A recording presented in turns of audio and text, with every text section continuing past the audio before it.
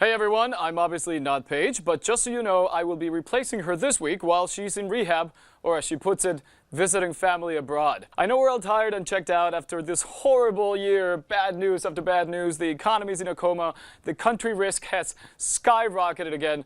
You're exhausted by all this and you're not even sure what the country risk even is. It sounds like a board game from the 80s. It's not. It's much worse. Argentina's own Me Too movement continues to make waves, and Congress this week passed the Micaela Law, which mandates that all public sector employees in the 3 branches of government, from now on, must take part in a gender equality training program where participants learn about gender issues and violence towards women. The bill was voted by every single senator and deputy in both houses of Congress, except for one single deputy. You know who I'm talking about, Alfredo Olmedo, aka the most devastating thing to happen to yellow raincoats since the opening scene of Stephen King's It. Olmedo, the self-proclaimed Argentine Bolsonaro, who could totally become president next year, because why the hell not, said he couldn't vote in favor because he didn't agree with gender ideology, and because he maintains that God created men and women. If you don't understand what that means, that's fine, neither do I. In other news, and starting this week, there's a new 100 peso bill out there. So remember this before you accuse your friendly neighborhood kiosquero of trying to rip you off. I mean, he might, but not with this. The new bill is mostly violet and features a taruca, some sort of deer goat that I had to Google before coming here because I had never heard of it in my entire life. As it turns out, the North Andean deer is an endangered species living in the north of Argentina, and it looks kind of like Bambi was possessed by Satan, literally worth $2.60.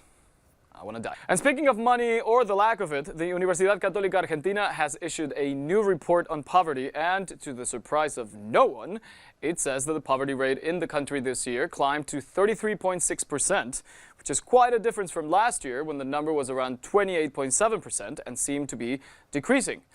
Nope, according to this new study, an additional 2.2 million people in Argentina fell below the poverty line in 2018, partly because of macro financial instability, a horrible drought, a sharp depreciation of the peso, the acceleration of inflation, and a decrease in the purchasing power of wages and salaries. When I say horrible year, this is what I miss.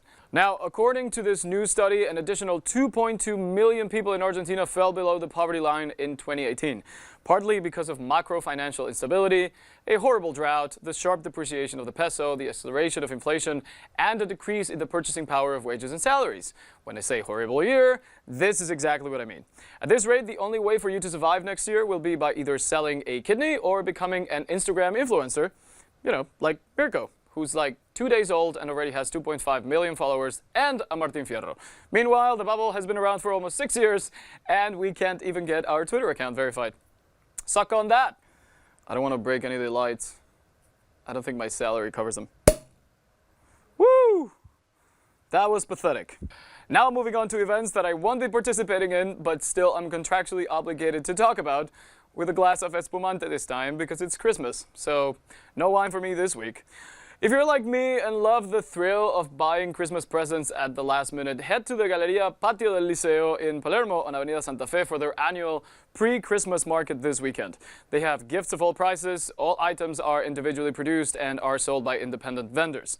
The best part, if you get bored, there will also be a bar and live music so you can recover, and maybe you can run into Paige Nichols there, drowning her sorrows in alcohol. And if you're looking to feel smart on Saturday, head over to El Rosedal at 6 p.m. for an incredible evening. For you, that is. I'm just reading the teleprompter. The Teatro Colón's in-house orchestra and choir will be performing a special open-air end-of-the-year concert completely free of charge. It will include interpretations of great classical music by Verdi, Strauss, and Beethoven. They will close with Ode to Joy, so make sure that you bring your phone and Instagram the hell out of it before you get drunk on Saturday night to the wonderful tunes of Barbie Rican and her modern masterpiece, Calocha. Don't know what that is? Google it. Please Google it. Don't Instagram it though. Anyway, happy holidays everyone. See you next year. Cheers. Paige, good luck in rehab. We'll be waiting. I actually suck at using Instagram. It's like every time that I post something, I lose followers instead of gaining followers. It's just like, I'm so clearly something I'm doing wrong. I can't deal with the selfies, you know, like the selfies at the elevator, selfies in the bathroom, half-naked selfies at the gym, and Don't even get me started on the half-naked selfies after CrossFit. Nothing screams insecurity like selfies after CrossFit on Instagram. It's like, you know, when they you know what I love? It's like when they do this inspirational quote thing, with like a half-naked photo of you and an inspirational quote below. It's like, reality is wrong, dreams are for real. What? Fuck you.